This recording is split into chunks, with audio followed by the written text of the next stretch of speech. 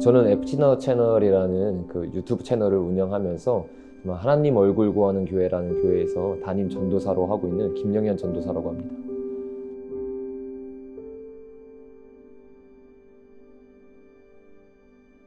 네. 저는 이제 호주에서 라는 이제 신학교를 다니고 있었는데요.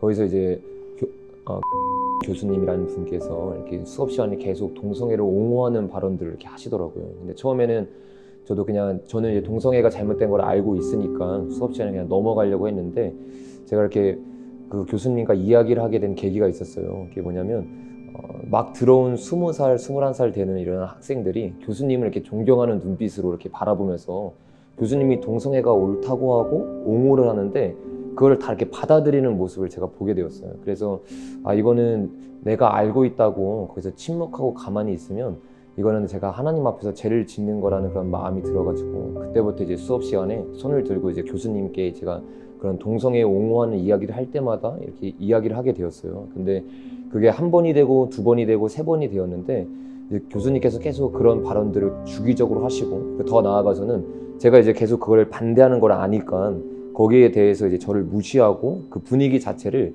저를 이렇게 완전히 깔보는 분위기로 이렇게 몰고 가시더라고요. 그래서 처음에는 이제 그 학장님께도 얘기를 드리고 여러 사람들에게 얘기를 드렸지만 이게 조치가 되고 있지 않아가지고 결국엔 제가 제 채널에 공개적으로 이 얘기를 다루게 되었습니다. 그래서 이게 그 교수님께서 이 채널을 보시고 반성을 하고 돌이키셔야 되는데 그게 아니라 오히려 학교에 저를 신고를 했어요. 그래가지고 제가 학교의 징계위원회에 한 두세 번 정도 가가지고 이 사건에 대해서 계속 얘기를 했는데, 호주 같은 경우는 2017년에 차별금지법이 통과된 나라거든요. 그러니까 동성애를 신학교에서 반대를 하는 제가 오히려 불리한 입장으로 이렇게 되게 된 거예요. 그래가지고 두 번, 세 번의 징계위원회를 끝나고 나서 결국에는 학교에서는 저를 지켜준 게 아니라 동성애를 반대하는 학생을 퇴학시키기로 이렇게 결정이 나게 된 거죠. 그래서 제가 이 사건을 계기로 한국에는 아직 차별금지법이 통과가 되지 않았잖아요. 그래서 차별금지법이 통과되기 전에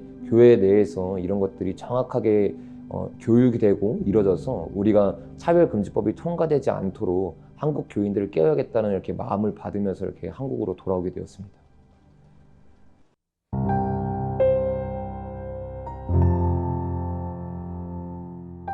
그러니까 호주 같은 경우는 제가 좀 충격을 받았던 거는 기독교 국가거든요.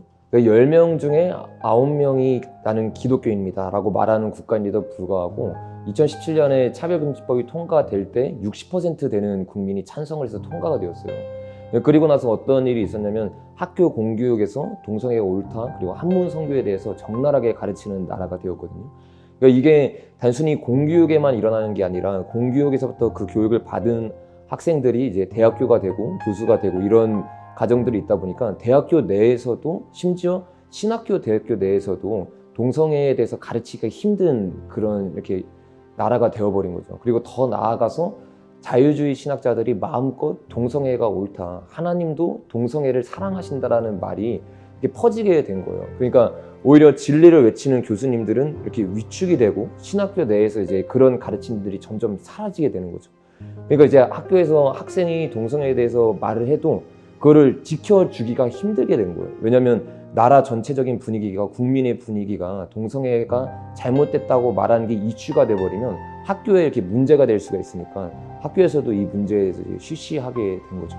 그러니까 만약에 한국에서도 차별금지법이 넘어가면 지금 뭐 청신대 사건도 마찬가지지만 이 사건에 대해서 지금 우리가 반대하는 목소리를 낼 수 있잖아요. 근데 차별금지법이 만약에 한국에서 통과가 되면 이런 총신대에서 이러한 사건이 일어났을 때 우리가 반대를 할 수도 없고 이것에 대해서 기도도 할 수 없는 그런 상황이 되어버린 거죠.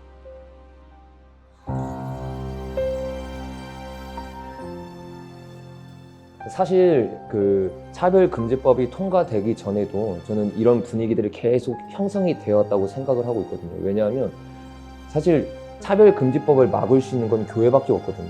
이런 동성애의 이런 문화 가운데서 반대 목소리를 낼 수 있고 모두가 아니라고 말할 때 예라고 말할 수 있는 데는 교회밖에 없잖아요. 근데 국민의 대다수가 기독교라고 말하는 이 호주가 차별금지법이 통과된다고 했을 때 60% 되는 국민이 이걸 말했다는 거는 이미 교회 자체가 동성애에 대해서 제대로 가르치지 않고 이것에 대해서 옹호를 하는 그런 세력들이 점점 커지고 있었다는 거죠.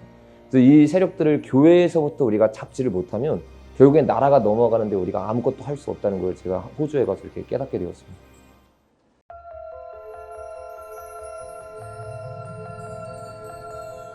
사실 저는 그 사건에 대해서 들었을 때 이게 한국 교회에 있어서 굉장히 중요한 사건이라는 생각을 했어요. 왜냐하면 그 교수님이 여기서부터 해임을 당했잖아요. 근데 이 일을 우리가 그냥 가만히 두고 놔두면 교회 내에서 이제 신학교 내에서 교수님들이 동성애에 대해서 반대하는 목소리를 낼 수가 없게 되는 거예요. 그러면 어떻게 되냐면 생각해 보세요. 10년이 지나고 20년이 지났을 때 그 신학교에서 나오는 그 목사님들이 동성애에 반대해야 되는 제대로 된 목소리를 배우지 못하고 교회에 들어가게 되는 거예요.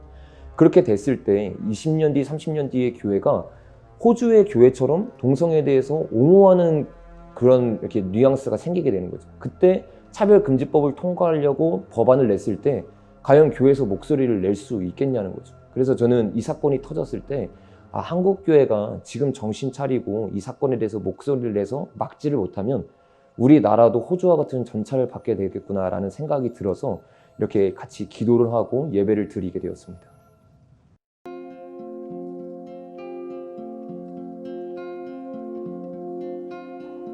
네, 저는 총신대 동문은 아니었지만 제가 원하는 거는 다른 게 아니라 한국 교회 자체가 살아야겠다는 이렇게 마음이 있었는데 가장 대표적인 이유 중에 하나가 총신대가 어떻게 보면 우리나라에서 가장 보수적인 신학교 중에 하나이지 않습니까?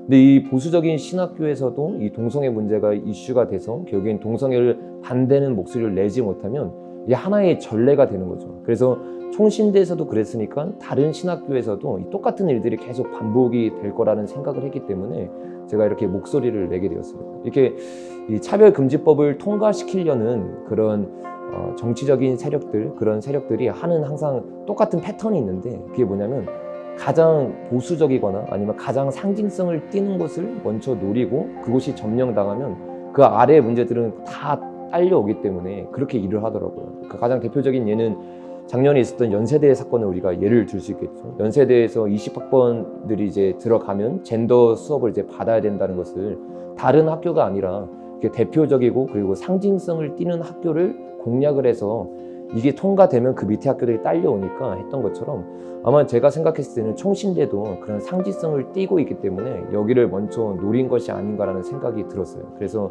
이것이 단순히 다른 학교의 문제가 아니라 한국교회 전체의 문제라고 생각하기 때문에 제가 이렇게 목소리를 내게 되었습니다.